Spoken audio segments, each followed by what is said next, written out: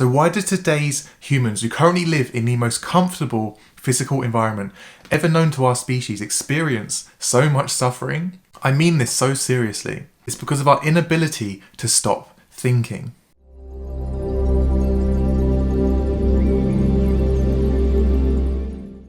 So the human mind did not evolve to keep you happy. It evolved to keep you alive. So when all of your baseline needs are met, so you've got a belly full of food, you've drunk lots of water, you feel hydrated, you feel warm, you've got a roof over your head, when all of those basic needs are met, your mind doesn't know what to do with itself because it's evolved to keep you alive, not to make you happy. So when all of those needs are met, what it does is then it starts to create imaginary scenarios of your future that you can then start worrying about, or it brings up things from your past that you didn't like, so you can then learn how to not make them happen again. That's what the mind does, and it's very good at it. It's doing its job. But the reason why humans struggle so much with so much suffering is because they don't know how to switch it off. So if you don't know how to switch your mind off, it's going to continue to run, and it's going to continue to do its job, which is to create problems to think about and to worry about so it can learn how to stop them from happening or stop them from happening again.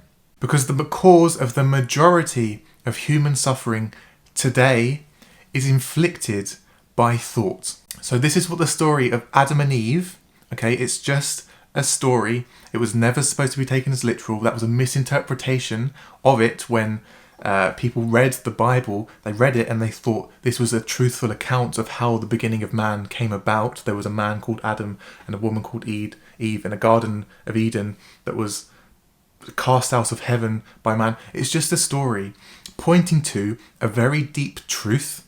And one of the deep truths that it points to is the rise of human thinking. So when Adam ate from the tree of the knowledge of good and evil, he gained the knowledge of good and evil, which means rather than just observing the world, okay, as pretty much all other animals do, okay, they just observe the world, we humans gained the ability to interpret it, to label it as either good or evil.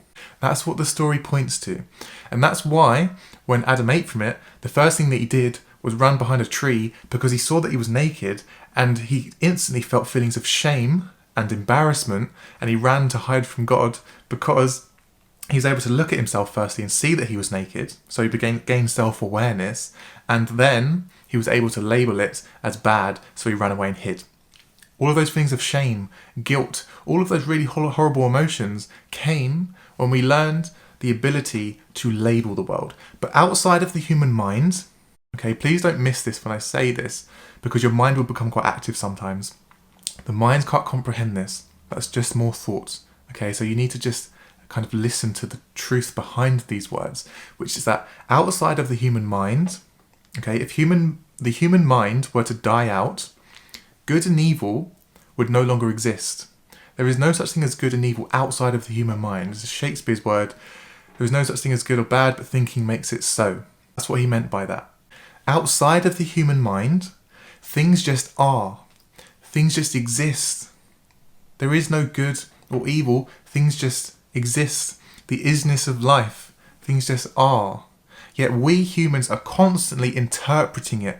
No other animal does that, but we constantly interpret it as either good or bad, and that's what causes the majority of human suffering internally and externally as well. Because not only do we label ourselves as good or bad, we then label other people as good and bad as well. It causes separation. So we look at if we think of tribal cultures, for example, we look at other tribes, so other countries, other cultures, other religions, other whatever it might be, other different groups that we don't identify with, we then label them as bad.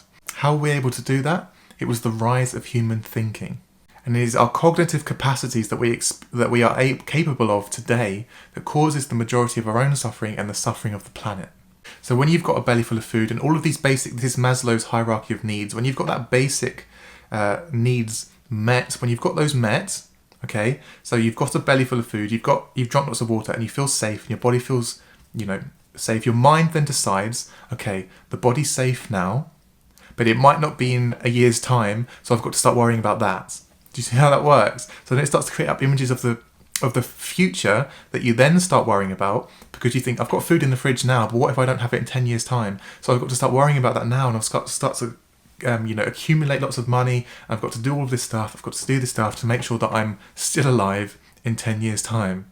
So that's what the mind does. But if you don't learn how to switch it off, it's going to keep doing that. And then you're never going to feel peaceful, because the moment you get your baseline needs met, there's always going to be something that you can worry about in the future. There's always going to be something. So if you don't learn how to switch the mind off, it's always going to be able to create some sort of perceived possible worry that could happen in the future, that may not happen, but it brings it into your attention, into the present moment, and it causes you to start worrying about it then.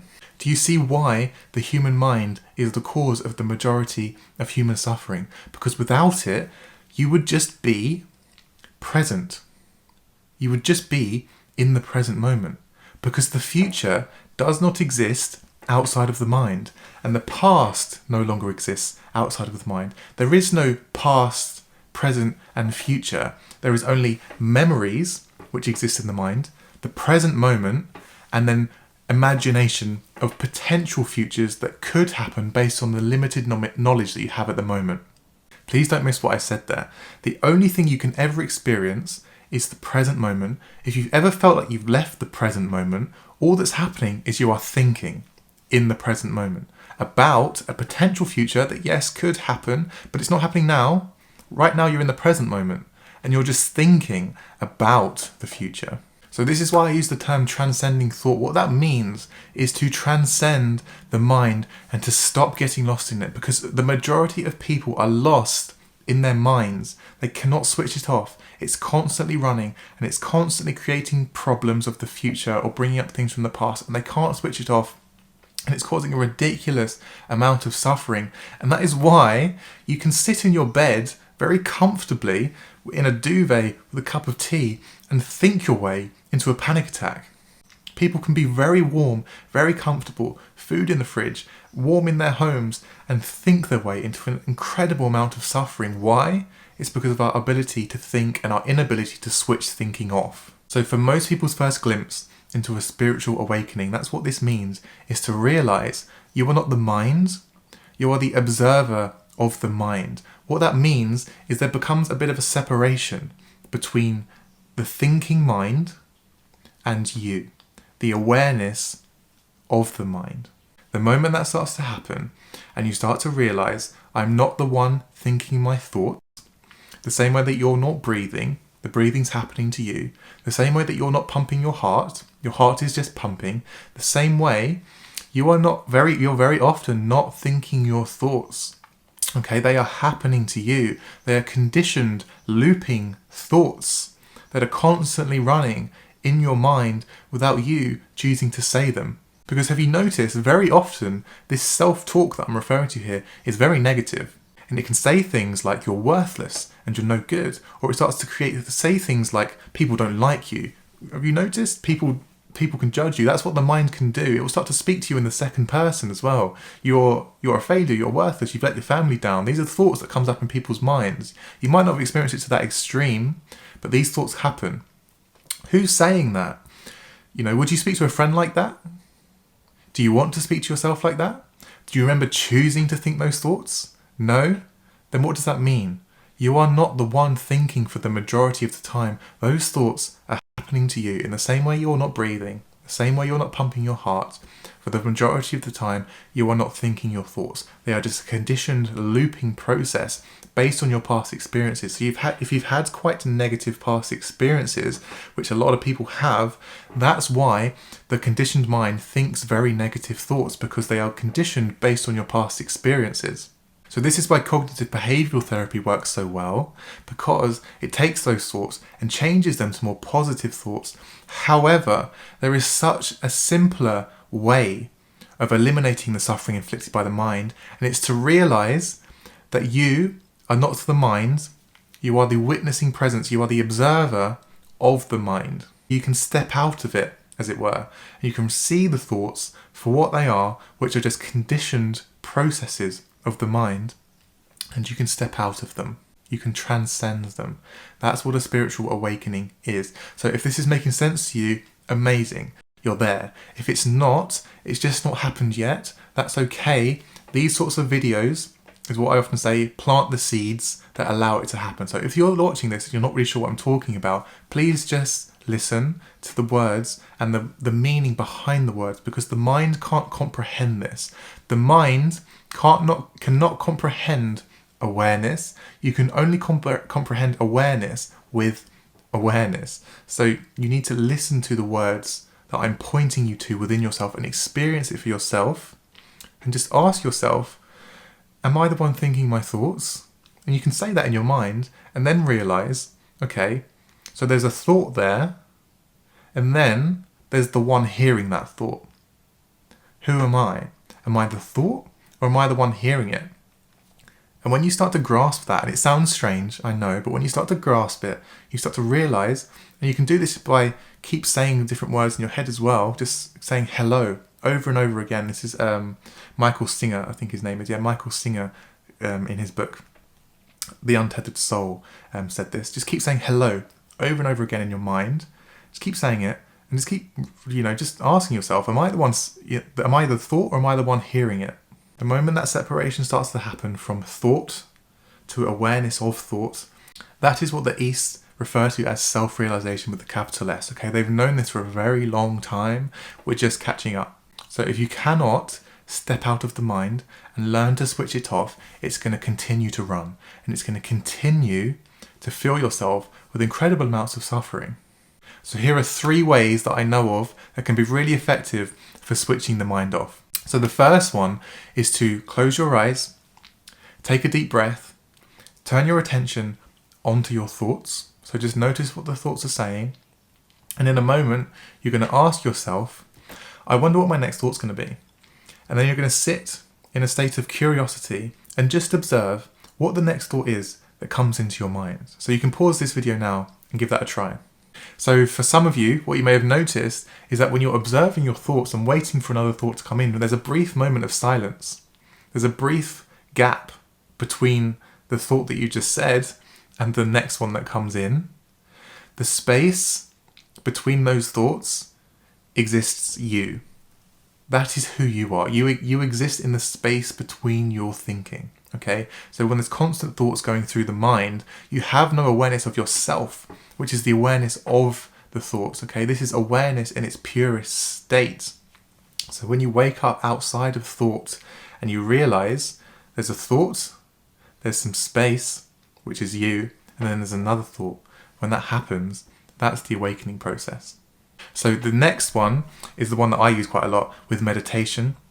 So when you're meditating, if you struggle to switch your mind off, the reason why is because you're trying to switch your mind off. That doesn't work, because what you resist persists. So when you try to switch your mind off, it gives it more momentum and it keeps running.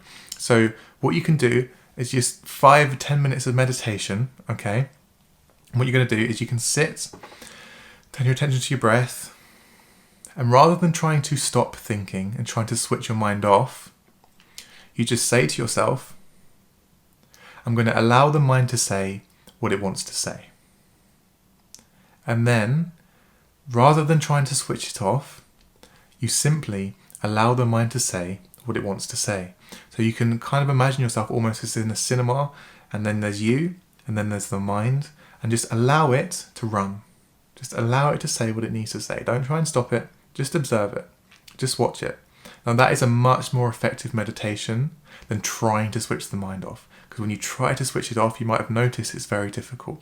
But when you just say to yourself, I'm going to allow the mind to say what it needs to say, and then just let it run, what you might notice is after a little while, as you just allow it to say what it needs to say, it starts to slow.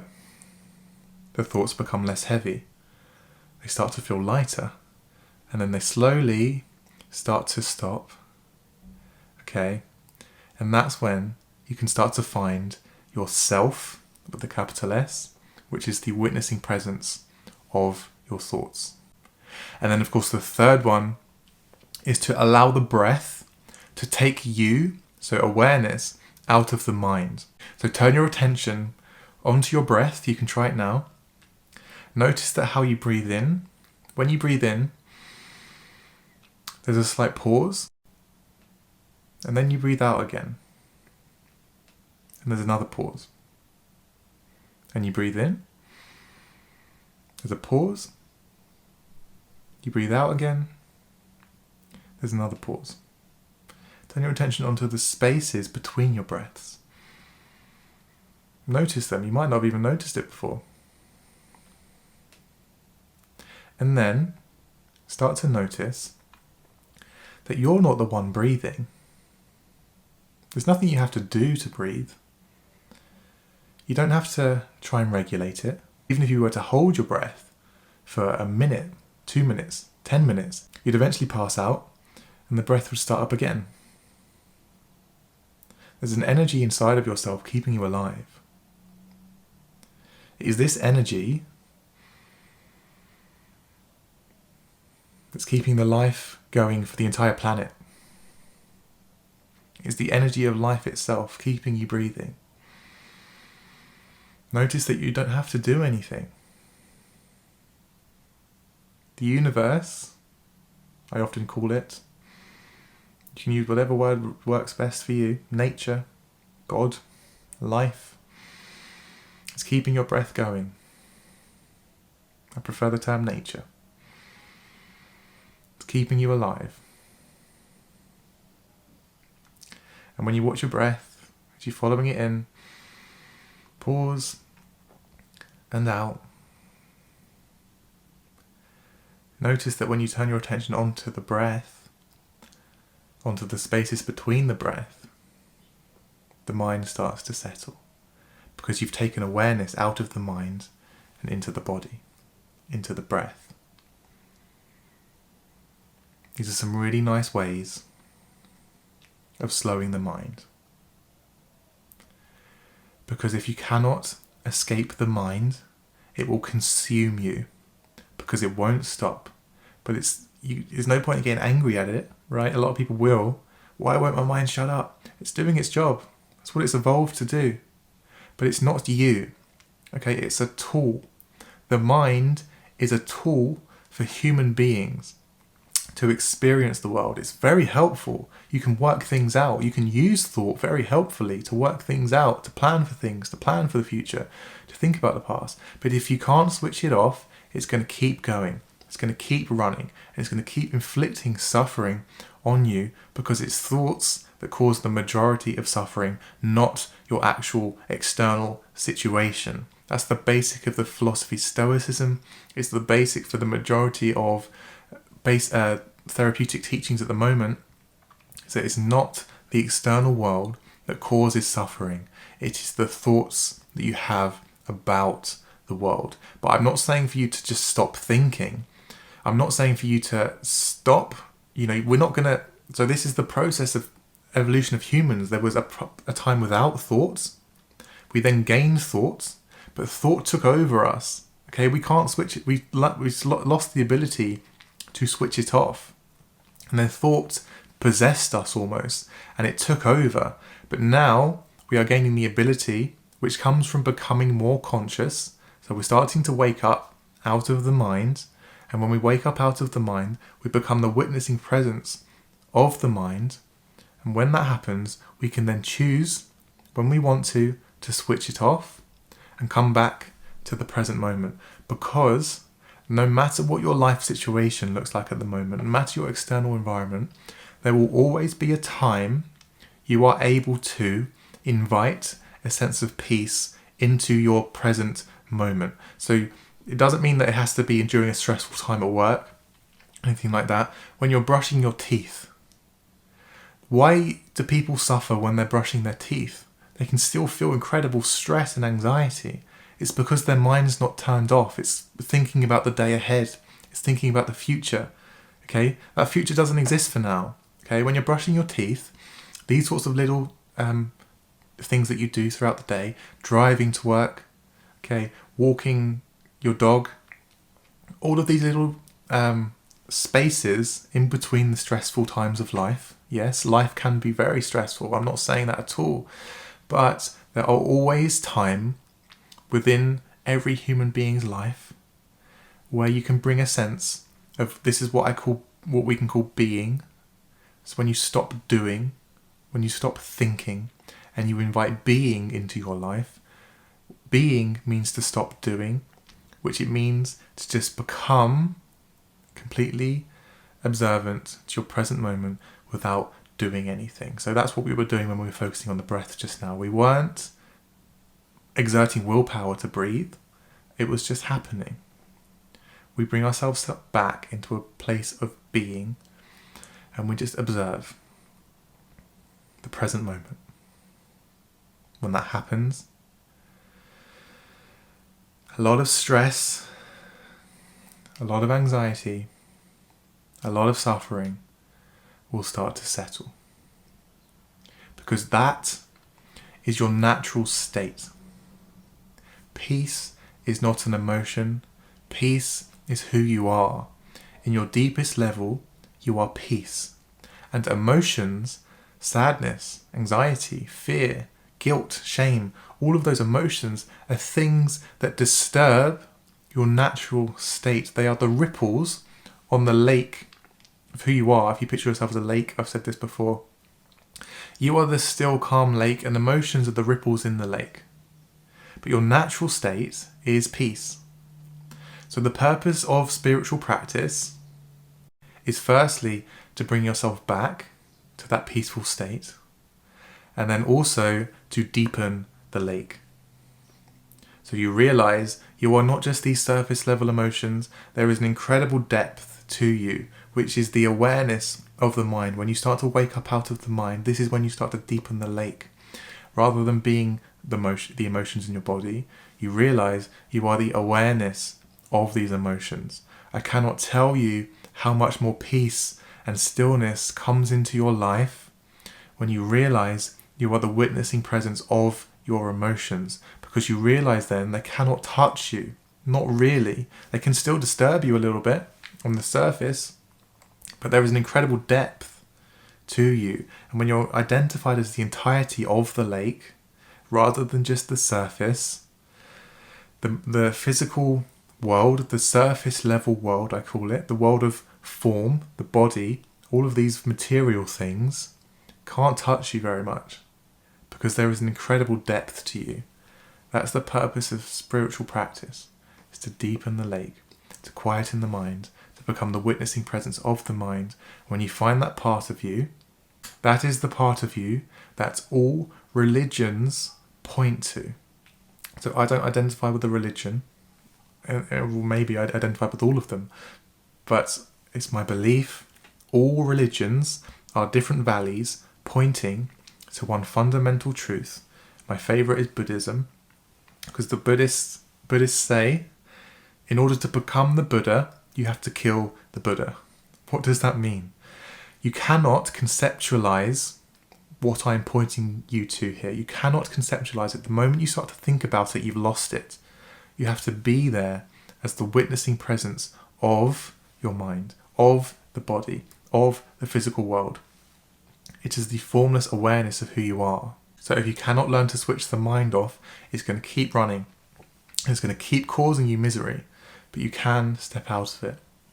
It's by finding the dimension within yourself that is the formless awareness of form, and that includes the mind. Okay, the mind is a form. There is a part of you beyond that exists. There is a witnessing presence of that. When you connect with that part of yourself, the physical world cannot affect you. But that is the purpose of this channel, is to help you to wake up out of the mind, out of form, and to find this dimension within you that is the formless awareness. And when you find it, you are no longer building your life on sand. Because if you're constantly looking for your sense of happiness, your sense of self in material things, what you're doing is you're building your life on sand. Okay, this is what Jesus talked about. This is what he meant. When you're doing that, you're building your life on sand, because it's always going to crumble. Even your body one day is going to crumble. But when you find this dimension within yourself that is the formless awareness of form, when you find that part of yourself, which I'm pointing you to, but I cannot name it. I cannot describe it. You have to look inwards and find it for yourself. You can do that by the techniques that we've talked about in this video. Realize you're the witnessing presence of your mind, turning attention into the present moment. All of these things, waking up out of the mind, is when you start to realize you're the witnessing presence of your mind. It's that dimension of yourself, which is when you find that, then you are building your life on rocks. Because no matter what material things come to you and go, you can allow that to happen because you found the dimension within yourself that is whole already. It is the formless essence of who you are. It is the witnessing presence of form. It is the part of you that was there when you were born, and it's the part of you that will be there when you die. As the body changes and your external world changes and you adopt new knowledge into the brain and all of these things, okay, all of that will happen. There is a part of you that was there when you were born, and it will be there when you die. It is the witnessing presence that transcends time. It is the timeless essence of who you are. And once you find it, your life takes on a whole new meaning. You realize the meaning of life. You realize what it means to live a happy, peaceful life. It's not by constantly trying to add more things to you, more money, more experiences, a better status, a better job. None of that matters, not really, particularly if you haven't yet found that part of you within yourself. Once you've found it, then if you still want to, you can start looking for those things and you can start adding them on, but you know they're never going to satisfy you because it's always going to end one day. But there is a dimension within you that is formless, that is timeless, that never ends, that transcends time. It is the dimension of who you truly are, which is the witnessing presence of form.